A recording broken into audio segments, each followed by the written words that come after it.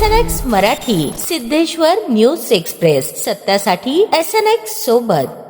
शालेय क्रीडा स्पर्धांसाठीची ऑनलाईन प्रवेश प्रणाली तातडीने सुरू करण्यात यावी अशी मागणी सोलापूर शहर जिल्हा क्रीडा व शारीरिक शिक्षण शिक्षक महासंघाच्या वतीने करण्यात आली।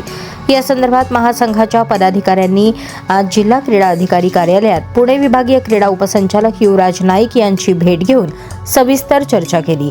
शालेय क्रीडा स्पर्धांची ऑनलाईन प्रणाली अद्याप सुरू न झाल्यामुळे स्पर्धांच्या नियोजनावर विपरीत परिणाम होण्याची शक्यता आहे।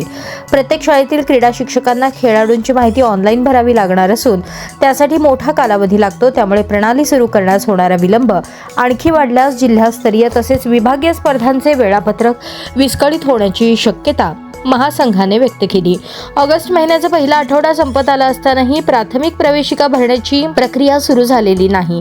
त्यानंतर ऑनलाईन नोंदणी, प्रवेशिका भरणे, जिल्हास्तरीय स्पर्धांचे आयोजन करावे लागणार आहे। त्यानंतर विभागीय स्पर्धा आणि लगेचच राज्यस्तरीय स्पर्धांच्या तारखा असल्याने सर्व स्पर्धा वेळेत घेण्याचे मोठे आवाहन निर्माण झाले आहे।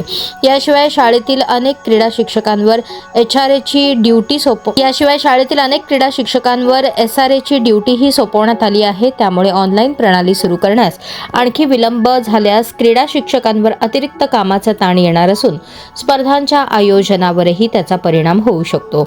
या पार्श्वभूमीवर विद्यार्थ्यांचे शैक्षणिक आणि क्रीडा नुकसान टाळण्यासाठी शालेय क्रीडा स्पर्धांची ऑनलाईन प्रवेश प्रणाली लवकरात लवकर सुरू करावी अशी आग्रही मागणी महासंघाच्या वतीने करण्यात आली आहे। पुणे विभागीय क्रीडा उपसंचालक युवराज नाईक यांच्याकडे मागणी करण्यात आली आहे।